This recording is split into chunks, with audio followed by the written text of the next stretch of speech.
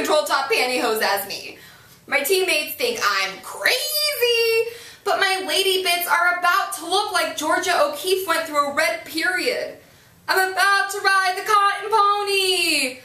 I'm being so coy and polite.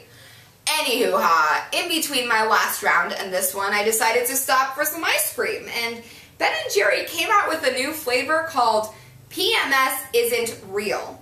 The ingredients include chocolate, shattered dreams, and an article by Dr. Gillian Einstein, director of the University of Toronto's Women's Health, that states, "There is so much cultural baggage surrounding women's menstrual cycles, and entire industries built upon the idea that women are moody, irrational, even unstable leading up to their period." Einstein continued, P equals MS squared, and then she said that there is no clear link between women's negative moods and the premenstrual phase of their cycles. What? PMS isn't real? You mean I'm just a bitch because I want to be? Shenanigans! But the Boston Globe of October 8, 2012 states that after conducting 647 studies, researchers don't dispute any of the physical symptoms linked to menstruation, but found that only 14% of these studies showed any link between women's negative moods and the premenstrual phase of their cycles. We need to stop trivializing emotions and actions as PMS behavior and start validating our emotions no matter how red the rag. Blaming Aunt Flo only marginalizes an entire gender and causes both men and women to pick and choose which emotions they rationalize and which ones they toss into our hermetically sealed shame baskets. To understand what a girl wants and what a girl needs, we need to consult binders full of women about the causes behind our misconception of PMS, evaluate the effects, before finally plugging up with some solutions. I keep bleeding, I keep bleeding. Blood. Like the number of known songs by Leona Lewis, there are two causes behind our misconception. First, men. Second, women have been socialized to believe that it's a legitimate condition. First, since the invention of the vagina by men, men have been the primary agents to define women's health problems. The first record of lady time labeling was by Greek philosopher Hippocrates, who claimed that women have a wandering uterus, and this wandering uterus occurred in 28-day cycles, which according to men everywhere is the real horror behind 28 days later. Hippocrates continued that this wandering uterus would block vital passages to her heart and organs, making her mentally deranged. Then in 1931, Dr. Robert Franks defined PMS under the term premenstrual tension, claiming that a week prior to the onset of menses, women would exhibit radical changes of mood and behavior. By 1953, the term PMS was coined, and the rest is herstory. Puns, am I right? Second, women have been socialized to believe that PMS is a normal part of their menstrual cycles. According to Dr. Einstein, most girls hear about PMS before they even reach puberty. The Globe and Mail of October 18, 2012 goes on to state that this phenomenon is so ingrained in our culture that it's dragged out as an excuse to explain foul temper. For example, in 2011, California milk producers came out with a series of ads depicting men holding gallons of milk that said, "I'm sorry that I got what you said and not what you meant. Next time I'll read in between the lines. Milk can help reduce symptoms of PMS." Advertisements like this only reinforce the idea that PMS is like Christmas for women and this bitchmas comes 12 times a year, giving women the gift of the season. The opportunity to not take other people's emotions into consideration. It's okay. It's not real. It's not real. It's not real. Let me show you a few things. Let me show you a few things about blood.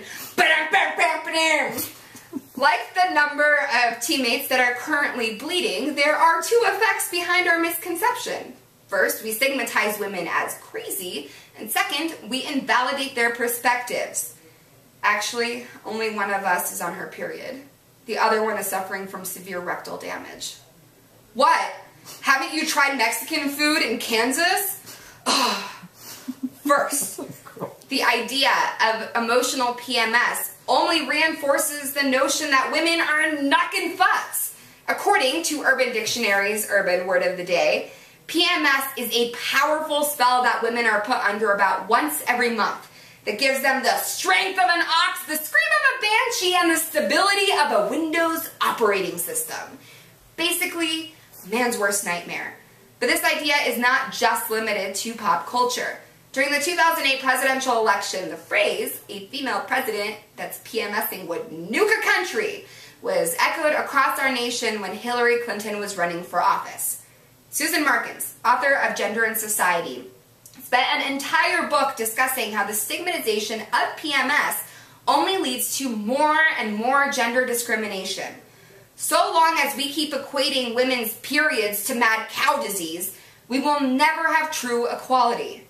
Second, PMS only hurts women's psychological well-being. As reported by the New England Journal of Medicine of November 2012, women tend to hold back their emotions until a certain time of the month, and as a result, they are easily dismissed. It boils down to the debate of emotion versus rationality. Since women are seen as emotional, they're clearly not rational, and if they're irrational, then society invalidates their perspectives.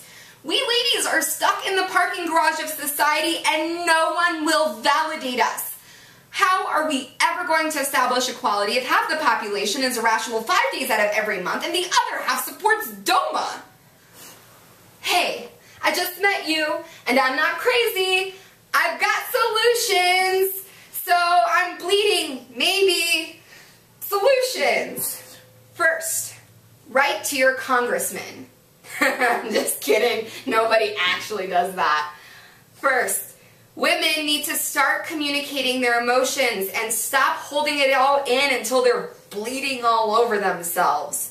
Dr. Marty Roden advises that if women are going through a stressful situation, they're really doing themselves a disservice by chalking up their negative mood to PMS because they won't get the help that they need. It's all a matter of retooling the way that we process and understand our emotions. Maybe if women stop blaming their negative moods on PMS, society will too. But second, I am not denying any of the physical symptoms associated with PMS. I mean, if you prick me, won't I bleed? Shakespeare. But we need to abolish the notion that women get pissy just because they're PMSing.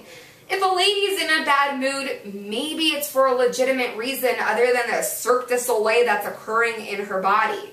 Like maybe she just lost her job and is stressed over finances. Or maybe it's because it's 2013 and Congress tried to omit certain groups of women from the Violence Against Women Act.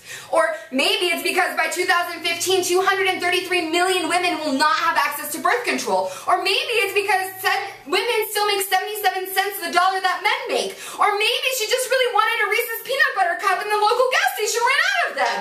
Maybe, just maybe, there is a bigger issue. It's time to stop isolating and time to start intertwining the two genders.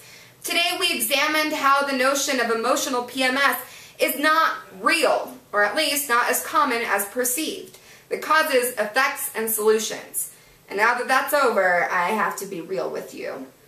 I cried all the way here and through warm-ups and extent prep because I'm going to miss this activity. And I can't blame it on PMS, not only because it doesn't exist, but also because I haven't had my period in 5 months.